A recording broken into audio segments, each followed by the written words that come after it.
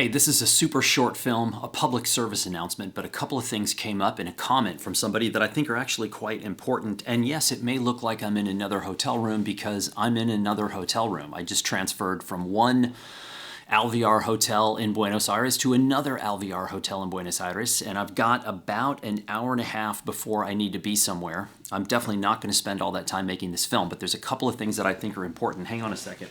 I forgot to get something. The third thing I'm going to talk about, because it's important. It's probably more important than the first two things I'm going to talk about, but I'm going to talk about those things anyway. Okay, number one, I've been getting a lot of grief about my hat. People making fun of my hat. I don't care if you make fun of my stuff. I actually think it's kind of funny. And if you were wearing something like this, I'd probably make fun of you. But one of the things that people are talking about or asking about is why I wear my hat over my ears. Very specific reason. I grew up in the country. I grew up outside. I grew up in part at high elevation, and I grew up outside in the sun all the time. And my parents had never heard of the words sunscreen. My parents would be like, throw on some body oil and go for the burn. So as a family, the five of us, we burned to a crisp multiple times a year. Like this was normal behavior in our family, was to like go on vacation somewhere, no sunscreen, and just absolutely get fried so much that your entire body would be peeling, okay? Now, flash forward all these years, we kind of realize now that that's probably not a good plan for the family. So, consequently, I'm still outside, I still live at elevation, and I'm in the sun all the time. So I wear my hat over my ears because when I go to the dermatologist in Santa Fe, he literally yells at me. He yells at me in the office, and what he yells is, quote, "You have to be better. You have to be better." So when I go in and he takes the little ice machine thing and cooks off the top of my ears while he's yelling in the side of my face saying, "You have to be better, you have to be better." So instead of trying to put sunscreen on my ears all day long, I wear my cap over the top to keep from burning. And this, by the way, is a Western Rise, 92% polyester, 8% spandex hat that's waterproof, crush-proof, and it's been pretty good so far. I've had it now for a while. I've probably had 3 or 4 international trips with it, and it's super comfy, and it stays crushed in my bag all day like this, and then just pops open, and it's ready to go. So that's my hat. The second thing I need to talk about, damn you, is this. This is not some useless device that some of you think it is. For anyone who is involved in any outdoor activity, especially in the mountains, you will know what a buff is. B-U-F-F. This is a buff, my friends. This goes around your neck, but it serves multiple purposes. Now, this one is made by Icebreaker, and it's merino wool, which is absolutely fantastic. I probably have 6 or 8 buffs total.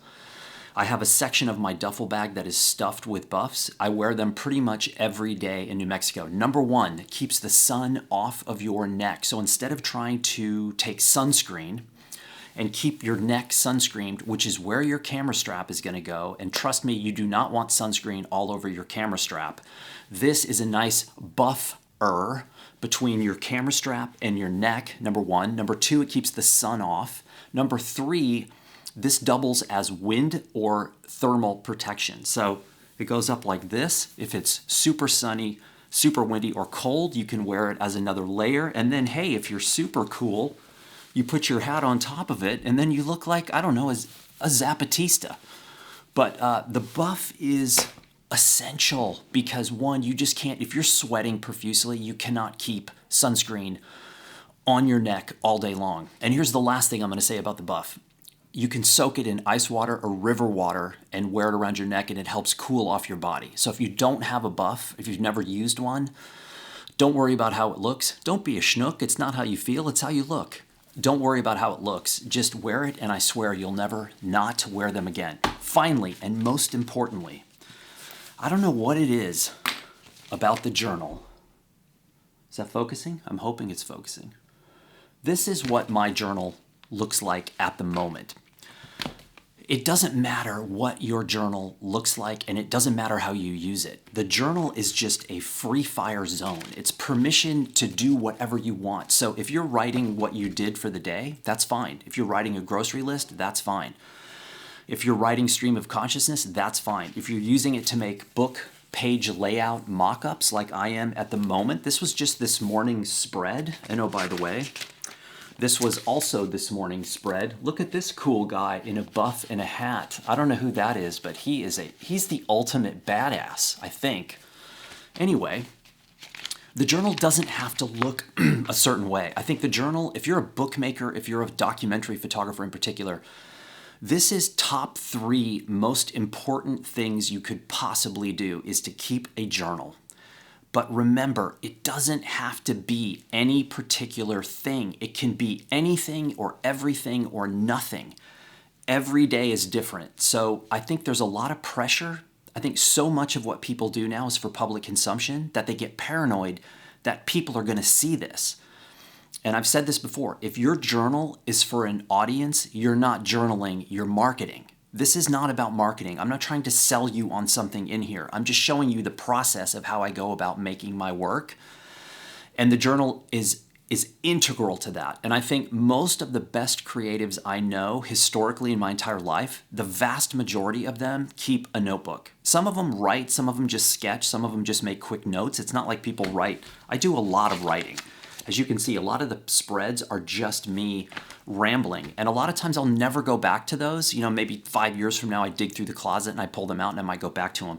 But for the most part, like this trip in particular, because I will be making a book or books from this trip, I will go back and reference a lot of the things I wrote down because you simply cannot remember all of those things. By the way, the last thing I'm going to say before I shut up and go back out into the world, yesterday alone, number 1, great kiskadee. Number 2, red-bellied thrush. Number 3, rufous-collared sparrow, which I thought was a new bird for me, but I did see those in Peru a couple of months ago, so that doesn't count. And a rufous hornero, which has an unbelievable call, by the way. Those were birds that I just happened to pick up meandering around the city of Buenos Aires. The great kiskadee is a really beautiful bird, by the way. So that's it. The hat, get one. The buff, if you've never used one. Continue to make fun of people who wear buffs. I think that's a healthy thing. And your journal. Good grief, the thing tried to throw itself on the floor. Anyway, that's it. And I just wanted you to let me explain.